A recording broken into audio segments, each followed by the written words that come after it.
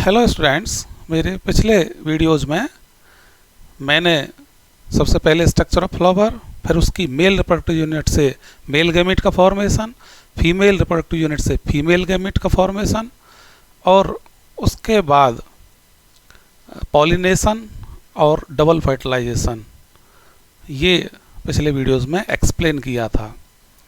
आपको ध्यान होगा डबल फर्टिलाइजेशन के दौरान एक तो जायगोट का निर्माण हुआ था और एक प्राइमरी एंडोस्पर्म न्यूक्लियस का निर्माण हुआ था। तो प्राइमरी एंडोस्पर्म न्यूक्लियस किस प्रकार से एंडोस्पर्म का निर्माण करता है और जायगोट किस प्रकार से एम्ब्रियो का डेवलपमेंट करता है, एम्ब्रियो का निर्माण होता है। तो इस वीडियो में हम इसी का अध्ययन करेंगे। तो सबसे पहले डेवलपमेंट ऑफ एंडोस्पर्म।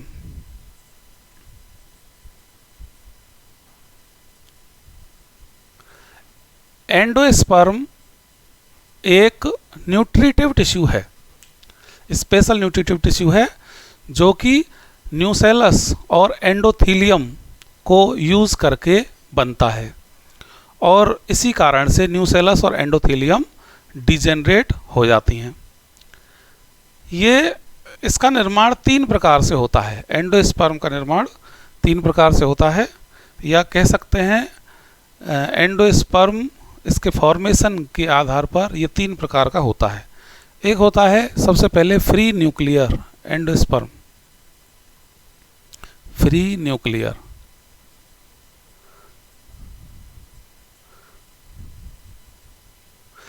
इस प्रकार के एंडोस्पर्म में जो PEN है वह डिवाइड और रीडिवाइड होता है और जिससे कि एक अधिक संख्या में फ्री न्यूक्लियाई बन जाते हैं और यह एक मल्टी न्यूक्लिएटेड स्ट्रक्चर बना देता है। उसके बाद पहले तो न्यूक्लियस डिवाइड हो गया और एक मल्टी न्यूक्लिएटेड स्ट्रक्चर बन गए। उसके बाद साइटोकाइनेसिस स्टार्ट होता है। Division of nucleus is followed by cytokinesis. तो साइटोकाइनेसिस के द्वारा फिर वह मल्टी सेलुलर स्ट्रक्चर बन जाएगा। ऐसा एंडोस्पर्म फ्री न्यूक्लियर मेज, व्हीट, राइस, सनफ्लावर इनमें पाया जाता है। मेज, व्हीट, राइस एंड सनफ्लावर। तो देखिए, जैसे ये प्राइमरी एंडोस्पर्म न्यूक्लियस है PEN, तो सबसे पहले ये न्यूक्लियस इस तरह से फ्री न्यूक्लियर डिवीजन में ये बहुत सारे न्यूक्लियस बन गए हैं। इसके बाद हर न्यूक्लियस के चारों ओर ये देखिएगा मल्टी न्यूक्लिएटेड स्ट्रक्चर बन गई है और इसके बाद हर न्यूक्लियस के चारों तरफ ये पेरीफेरी की तरफ से स्टार्ट होगा। ये वाल फॉर्मेशन पेरीफेरी की तरफ से स्टार्ट होगा और इस तरह से एक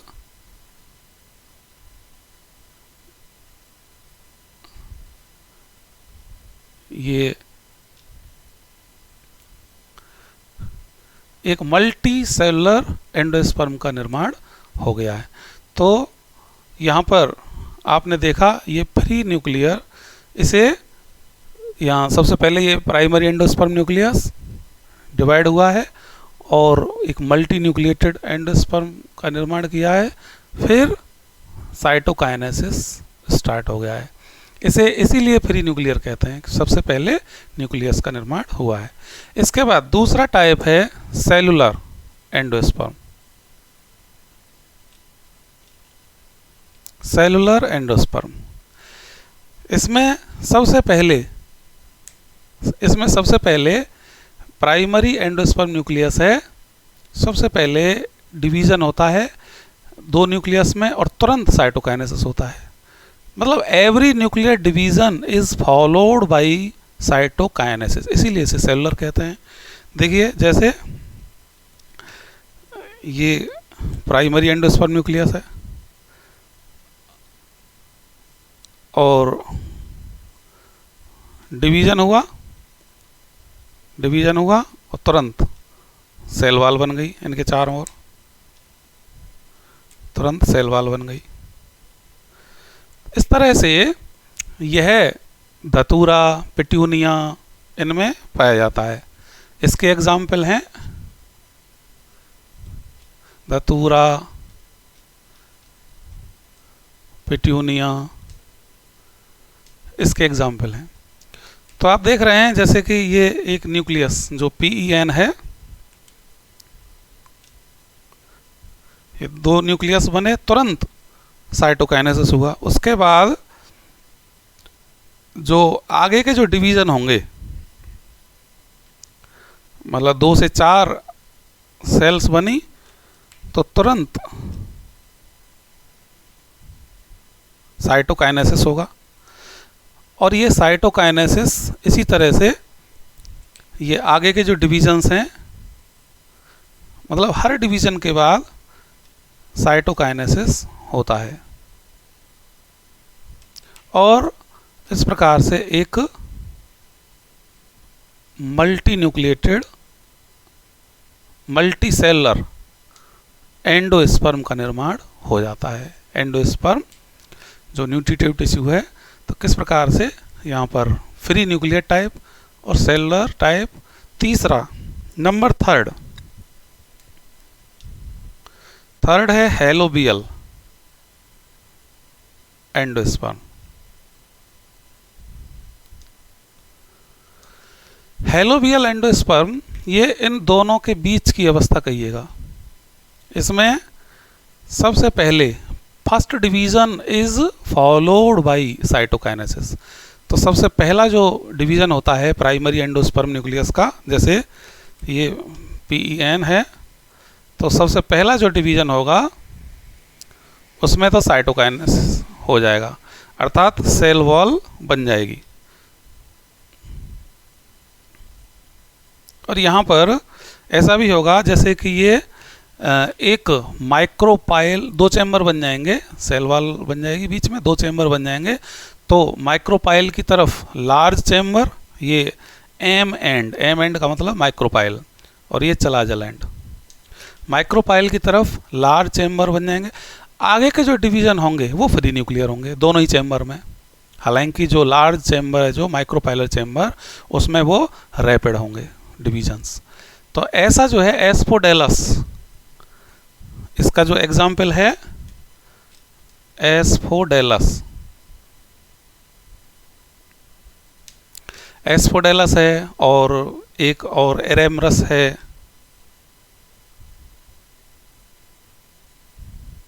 इनमें इस प्रकार का एंडोस्पर्म का डेवलपमेंट पाया जाता है। तो आप देखेंगे कि फर्दर डिवीजन जो होगा, तो इसमें कम न्यूक्लियस बनेंगे और इसमें ज़्यादा न्यूक्लियस बनेंगे। यह मल्टी न्यूक्लिएटेड हो जाएगा। उसके बाद अब साइटोकाइनेसिस होगा।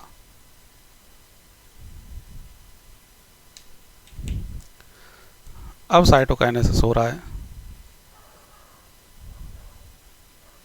और एक इस प्रकार से एक मल्टी न्यूक्लिएटेड एंडोस्पर्म का निर्माण हो गया है। और ये विशेष प्रकार का न्यूट्रिटिव टिश्यू है जो डेवलपिंग एम्ब्रियो को नरिशमेंट प्रदान करता है। अब बात आती है कि जो जायगोट बना फर्टिलाइजेशन के, तो डबल फर्टिलाइजेशन के दौरान जो PEN बना, तो उसका तो आपने डेवलपमेंट देख लिया। 3 तरह से ये एंडोस्पर्म बन सकते हैं। अब जो जायगोट बना उसका एम्ब्रियो में कैसे परिवर्तित होता है, अर्थात वे जायगोट का डेवलपमेंट किस प्रकार से होता है और वो एम्ब्रियो बन जाता है। तो अब उसकी चर्चा करते हैं। डाइकोट प्लांट के एम्ब्रियो की जो सबसे पहले जो स्टडी की थी हैंस्टीन नामक वैज्ञानिक ने 1870 में की थी। इन्होंने क्रूसीफेरी फैमिली का एक मेंबर कैप्सेला बर्सा पेस्टोरिस, उसमें एम्ब्रियो को स्टडी किया था। और इसीलिए जो मैं इसकी चर्चा करने वाला हूँ आपके साथ, ये डेवलपमेंट एम्ब्रियो का जो टाइप है यह क्रूसिफर टाइप कहलाता है। तो इसमें आप देख रहे हैं सबसे पहले ये फिगर ड्रॉ हुए पड़े हैं। तो जायगोट, ये केवल 7 फिगर की हेल्प से हम आपके साथ ये पूरा डेवलपमेंट ऑफ डाइकोट एम्ब्रियो हम चर्चा करने वाले हैं। तो सबसे पहले जायगोट। जायगोट में एक ट्रांसवर्स डिवीजन हुआ जिससे 2 सेल्स बनी, एक टर्मिनल सेल और एक बेसल सेल। ये ध्यान रहे कि जो सी एंड लिखा हुआ है ये चलाजल एंड है और इधर एम एंड जिधर मैंने लिख दिया है वो माइक्रोपाइलर एंड है। तो माइक्रोपाइलर एंड की तरफ बेसल सेल बनती है और चलाजल एंड की तरफ टर्मिनल सेल बनती है। बेसल सेल में कई ट्रांसवर्स डिवीजन होते हैं और ये सस्पेंसर का निर्माण करेगी आगे। तो बेसल सेल को इसीलिए सस्पेंसर सेल भी कहते हैं, जबकि टर्मिनल सेल जो एम्ब्रियोनिक सेल्स बनाएगी इसलिए एक एम्ब्रियो सेल भी कहते हैं, क्योंकि यह एम्ब्रियो के निर्माण में भाग लेगी। तो आगे देखते हैं कि ये टर्मिनल सेल का डिवीजन देखते हैं। पहले टर्मिनल सेल में 2 लॉन्गिट्यूडिनली डिवीजन हुए हैं और जिससे एक 4 सेल्ड स्टेज हो गई जिसे क्वाड्रेंट कहा जा रहा है। तो यहाँ पर क्वाड्रेंट स्टेज, एम्ब्रियो की इस स्टेज को क्वाड्रेंट स्टेज या 4 सेल्ड स्टेज जो है कहा जा रहा है।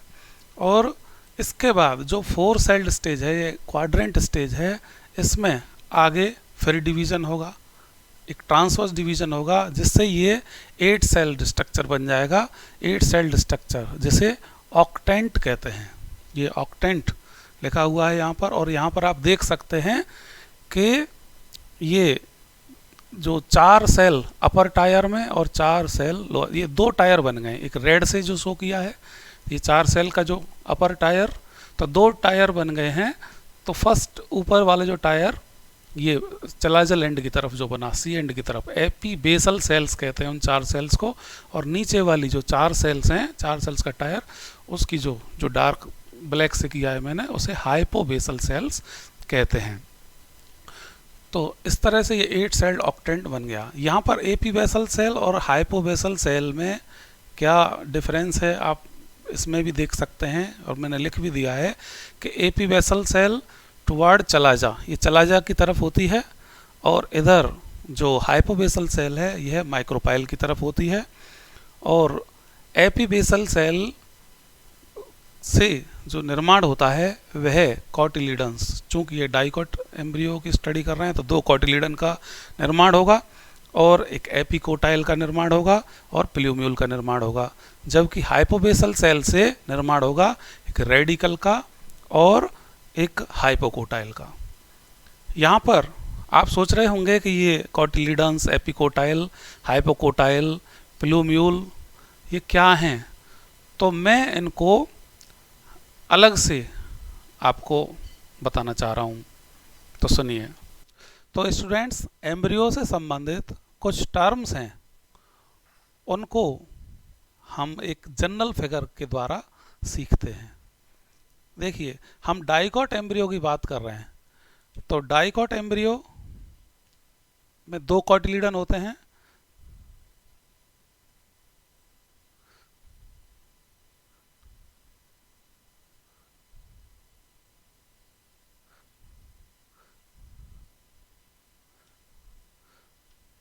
तो इस तरह से सीख सकते हैं हम, एक डाइकोट एम्ब्रियो में ये कॉटिलीडन है, कॉटिलीडन एक इधर एक इधर, चूंकि 2 कॉटिलीडन है इसलिए डाइकोटिलीडन। इसमें ये लेवल ऑफ कॉटिलीडन, इसको मैं लेवल ऑफ कॉटिलीडन, और ये एम्ब्रियोनल एक्सिस है, एम्ब्रियोनल।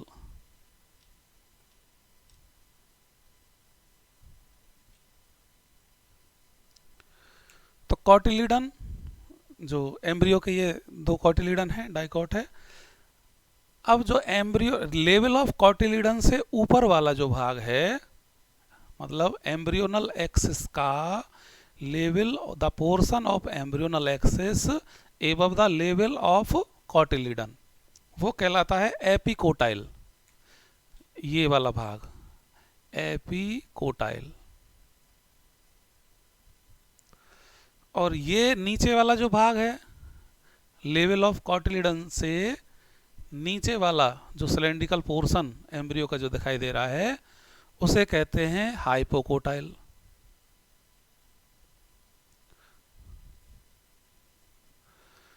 जो एपिकोटाइल की टिप है, ये वाला जो पोर्शन है, ये कहलाता है प्लूम्यूल, और हाइपोकोटाइल की जो नीचे वाला लोअर पोर्शन है वह कहलाता है रेडिकल। आपको जब एम्ब्रियो का डेवलपमेंट पढ़ेंगे तो उसमें जो सस्पेंसर बना है, सस्पेंसर की जो एम्ब्रियो की तरफ की जो सेल है हाइपोफाइसिस, वो यहाँ पर रूट कैप का निर्माण भी रेडिकल के ऊपर कर देती है,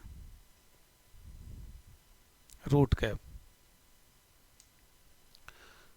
तो ये क्लियर है, epicotyl the portion of embryonal axis above the level of cotyledon, और जो सिलेंड्रिकल पोर्शन है जो below the level of cotyledon वह कहलाता है हाइपोकोटाइल, और ये जो उसकी एपिकोटाइल की टिप है वह प्लूम्यूल कहलाती है। अब जो ग्रोथ करता है, ये जब इसमें डेवलपमेंट होता है तो ये कॉटिलिडन बड़े बड़े हो जाते हैं, क्योंकि उसके ये एपिकोटाइल और हाइपोकोटाइल वाले जो भाग हैं ये तेजी से ग्रोथ करते हैं।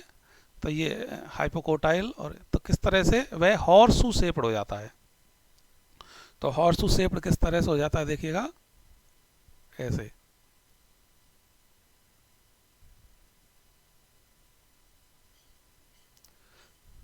ये कॉटिलिडन ये इतने बड़े बड़े हो चुके हैं। ये प्लूम्यूल, क्योंकि ये वाला स्ट्रक्चर, ये प्लूम्यूल, यही तो एपिकोटाइल की टिप थी।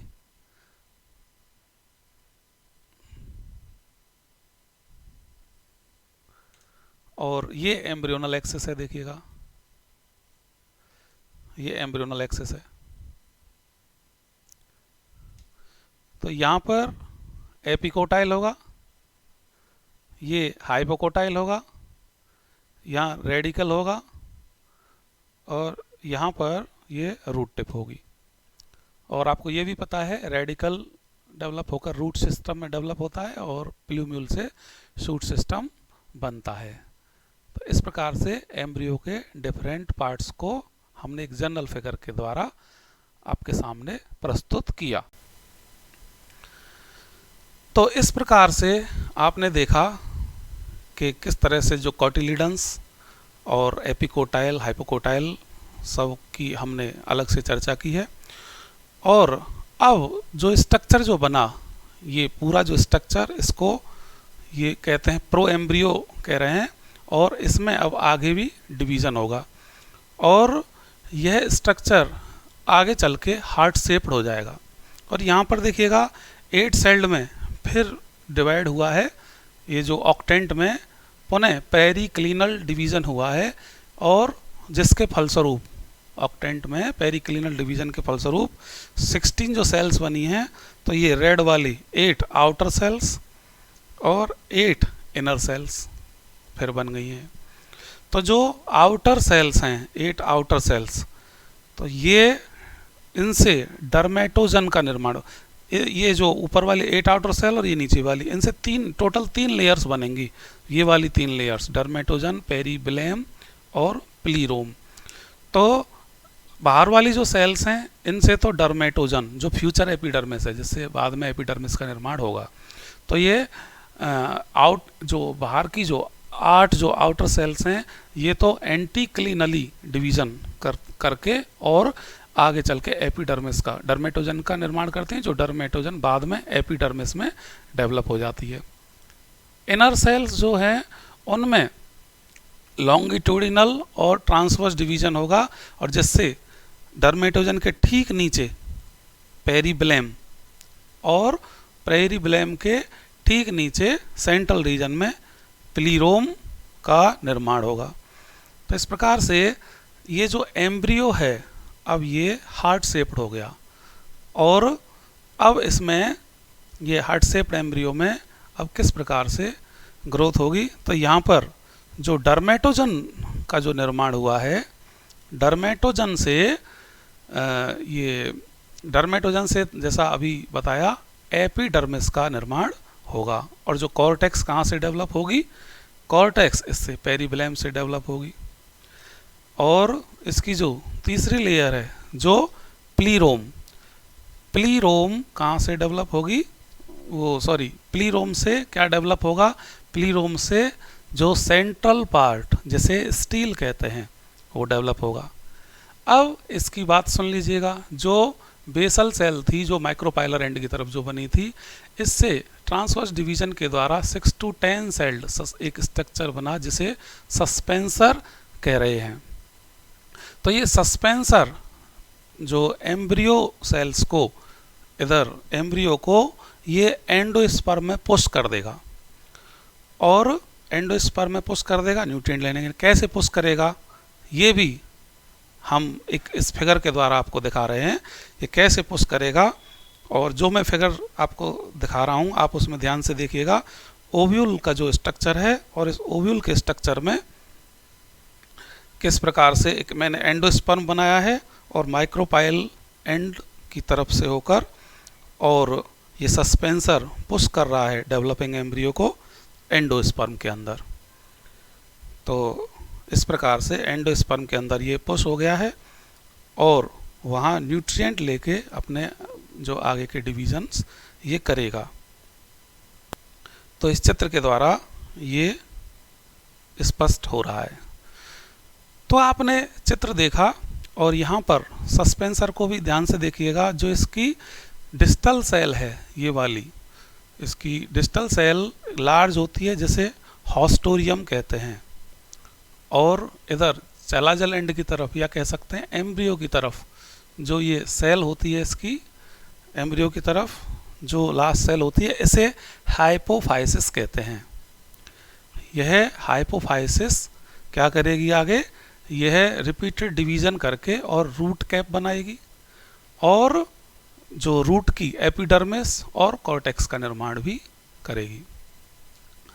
तो आगे जो हाइपोकोटाइल और जो कॉटिलीडन में और भी डेवलपमेंट होता है, और जिसकी वजह से जो कॉटिलीडन्स हैं वे मतलब मुड़ जाते हैं। Curvature of cotyledon takes place due to further enlargement of hypocotyl and cotyledon.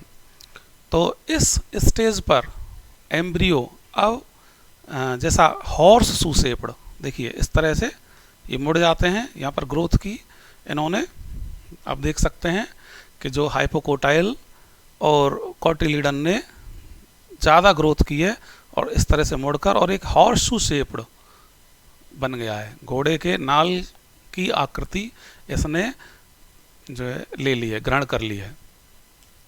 तो इस प्रकार से मैच्योर जो एम्ब्रियो है उसमें जो कॉटिलीडन हैं आप देख रहे हैं एक लेटरल पोजीशन में पाए जाते हैं। तो कुछ नहीं, इसमें जायगोट से 2 सेल्स बनी, बेसल सेल और टर्मिनल सेल्स, और बेसल सेल ने सस्पेंसर का निर्माण किया है जो उसको एंडोस्पर्म में पुश करता है, और टर्मिनल सेल से क्वाड्रेंट बना है, फिर ऑक्टेंट बना है। बाहर की सेल्स को एपीबेसल सेल्स और नीचे की टायर की सेल्स को हाइपोबेसल सेल कहते हैं। Epibasal cell cotyledons epicotyl plumule का निर्माण करती है, हाइपोबेसल सेल रेडिकल और हाइपोकोटाइल का निर्माण करती है। और इसमें फिर डिवीजन होता है, जैसे 16 सेल्ड स्ट्रक्चर बनती है, और इस प्रकार से 8 जो आउटर सेल्स हैं वे डर्मेटोजन का निर्माण करती हैं, डर्मेटोजन एपिडर्मिस का निर्माण करती है, और जो इनर सेल्स हैं पेरिबेलम और प्लीरोम का निर्माण करती है। पेरिबेलम फ्यूचर कॉर्टेक्स, आगे चल के कॉर्टेक्स का निर्माण करता है, और प्लीरोम सेंट्रल पार्ट जो स्टील है उसका निर्माण करता है। तो डाइकॉट्स में इस तरह से ये कर्वेचर हो जाता है। और डाइकोट्स में इस प्रकार से ये 2 कॉटिलिडन्स का निर्माण होता है, जबकि मोनोकॉटिलिडन्स प्लांट में केवल एक ही कॉटिलिडन डेवलप होता है। और इंटेगुमेंट हैं जो ओव्यूल के, ये हार्ड हो जाते हैं और सीड कोट कहलाने लगते हैं, और संपूर्ण ओव्यूल को अब सीड के नाम से जाना जाने लगता है। और कॉटिलिडन्स क्या करते हैं आगे चल के, ये कॉटिलिडन्स जो हैं जब सीड जर्मिनेट होता है ना, तो ये नरिशमेंट प्रोवाइड करने का काम करते हैं।